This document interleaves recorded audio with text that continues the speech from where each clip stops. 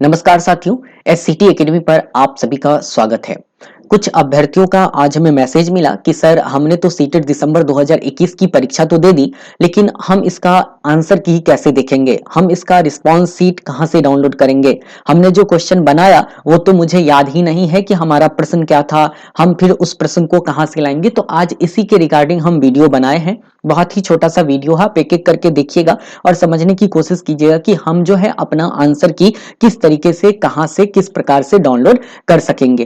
तो हम देर न करते हुए वीडियो को शुरू करते हैं। देखिए, आपको पता होगा कि इससे पहले जब परीक्षा होती थी तो वो ऑफलाइन के माध्यम से होती थी और हम वहां पर जो है ओएमआर बेस्ड आंसर देते थे। मतलब हमें एक ओएमआर सीट मिलती थी और वहां पर हम अपना आंसर कर देते थे। उसके बाद बोर्ड क्या करता था कि कुछ समय के बाद जो सीबीएसई है, कुछ समय बाद मतलब जब परीक्षा खत्म हो जाती थी उसके 10 या 15 दिन बाद हमारा ओएमआर सीट जारी करती थी और हम अपने ओएमआर सीट में अपना रिस्पांस देख सकते थे कि कहां पर हमने क्या आंसर किया था और बोर्ड ने क्या आंसर दिया है, दोनों चीज देख सकते थे।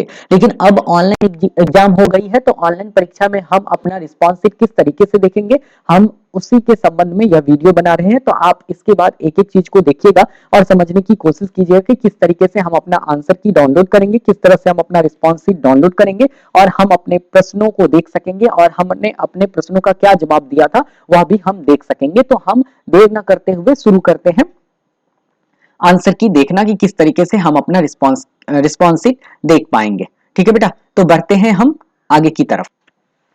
आंसर की देखने के लिए हम सीटेट के ऑफिशियल वेबसाइट पर जाएंगे। आप सभी को पता होगा सीटेट का ऑफिशियल वेबसाइट जिसका नाम है ctet.nic.in।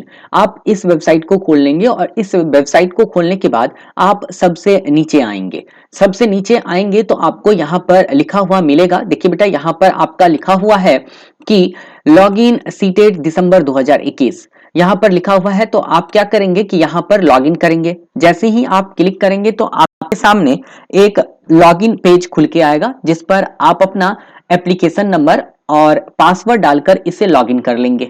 जैसे हम यहाँ पर अपना एप्लीकेशन नंबर और पासवर्ड डालकर इसे लॉगिन कर रहे हैं और देखते हैं कि लॉगिन करने के बाद हमें क्या मिलती है। तो आप यहाँ पर अपना एप्लीकेशन नंबर डालेंगे। यहाँ पर अपना एप्लीकेशन नंबर और पासवर्ड डाल दिया। उसके बाद जो नीचे आपका सिक्योरिटी पिन दिख रहा है वो आप यहाँ डालेंगे। आप भी उसी तरह आप अपना एप्लीकेशन नंबर और पासवर्ड डालकर यहाँ पर साइन इन जहाँ लिखा हुआ है इस जगह पर बेटा, जहाँ आप साइन इन देख रहे हैं लिखा हुआ, इस जगह पर आप क्या करेंगे, क्लिक करेंगे। जैसे ही आप साइन इन पर क्लिक करेंगे आपके सामने जो है एक नया पेज खुलकर आएगा। मतलब आप अपने जो है ये वेबसाइट के अंदर आ जाएंगे। उसके बाद आपको क्या करना है कि यहाँ पर सबसे नीचे आपका लिखा हुआ मिलेगा कि download your response sheet and answer sheet. आप यहाँ पर अपना रिस्पॉन्स सीट डाउनलोड कर लेंगे। जैसे ही आप रिस्पॉन्स सीट डाउनलोड करेंगे मतलब वह आपको पीडीएफ में मिलेगा। आप पीडीएफ में आप अपना रिस्पॉन्स सीट को क्या कर लेंगे बेटा, डाउनलोड कर लेंगे। वह किस तरीके का होगा वो हम अब देखते हैं कि किस तरीके का आपका रिस्पॉन्स सीट होगा। तो आप जैसे हमने अपना डाउनलोड किया है तो उसके बाद क्या आता है वो हम आपको बता रहे हैं। देखिए बेटा, आपका रिस्पॉन्स सीट डाउनलोड होते ही कुछ इस तरह का आपका रिस्पॉन्स सीट दिखेगा। यहाँ पर आपका क्वेश्चन लिखा हुआ मिलेगा, आपका उसका 4 ऑप्शन मिलेगा और आपने इसका क्या आंसर दिया था वह आपको यहाँ पर दिखेगा। जैसे अगर आपने 61 नंबर क्वेश्चन का आंसर बी दिया था तो आपको यहाँ पर बी नहीं दिखेगा बल्कि उसका करेक्ट आंसर यहाँ दिखाया जाएगा। 61 का 1 2 3 4 जो आप देख रहे हैं इसका करेक्ट आंसर क्या है वह आपको यहाँ दिखाया जाएगा। लेकिन आपने करेक्ट आंसर 61 का क्या दिया था वह आपको यहां दिखाएगा। मतलब 61 का जो आपने आंसर चुना था वो चुना था ऑप्शन नंबर 4 यानी डी मोटोरोला। तो यहां पर डी जो आपने चुना वो क्या चुना, गलत चुना, क्योंकि इसका सही आंसर क्या था बेटा, ऑप्शन नंबर बी था। मतलब इसका जो सही आंसर था वो था बी। तो आपने इसका आंसर क्या चुन दिया, गलत चुन दिया। इसी तरह 62 का सही आंसर तो ये है लेकिन आपने इसका उत्तर नहीं दिया। देखिए यहां पर लिखा हुआ status not attempt and mark for review, है ना। तो आपने इसका आंसर यहां पर नहीं दिया था इसलिए यहां पर डाइस लगा हुआ है और इसका सही उत्तर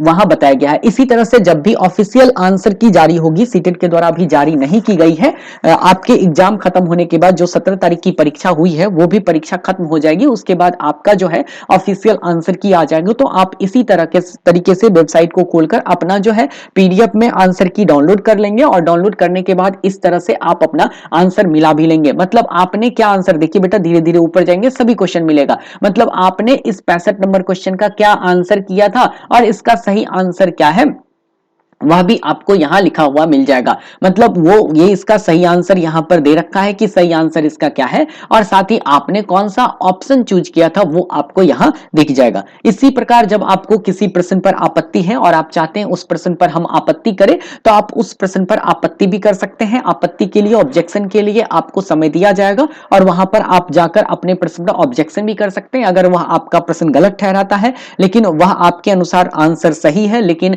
सीबीएसई के द्वारा आपका आंसर गलत ठहराया जाता है, तो आप उस पर चैलेंज करके अपना नंबर बढ़वा भी सकते हैं। वैसे जनरली जो है चैलेंज एक्सेप्ट होता नहीं है, चाहे बाल विकास हो या हिंदी का जो है सिलेबस उस पर, या संस्कृत हो या इंग्लिश हो, या ईवीएस हो या साइंस हो, इस सब पर जनरली वो एक्सेप्ट करते नहीं है चैलेंज। एक्सेप्ट जो चैलेंज होता है मेनली फैक्चुअल बेस्ड क्वेश्चन पर होता है। जैसे मैथमेटिक्स का जो प्रॉब्लम है उसमें अगर प्रॉब्लम उन्होंने गलत बना के गलत आंसर टिक कर दिया है तो आप उस पर चैलेंज करेंगे तो स्वीकार भी होगा, बाकी पर चैलेंज करना व्यर्थ है। आप बाकी पर चैलेंज करके आपका मुख्य रूप से रुपया ही जाएगा, क्योंकि एक प्रश्न का चैलेंज करने का आपको सीबीएसई को 1000 रुपया अब तक देना पड़ता था, और आगे भी हो सकता है यही चार्ज रहे देना पड़े।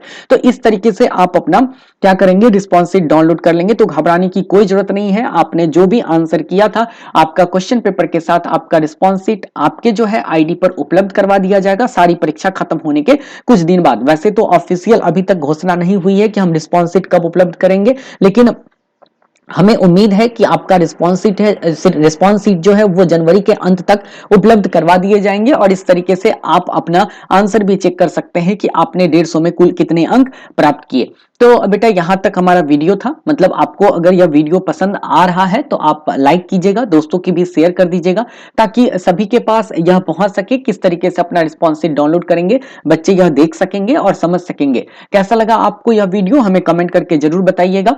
ठीक है बेटा, जल्द ही हम अगले वीडियो में रूबरू होते हैं, तब तक के लिए आप सभी का बहुत बहुत धन्यवाद।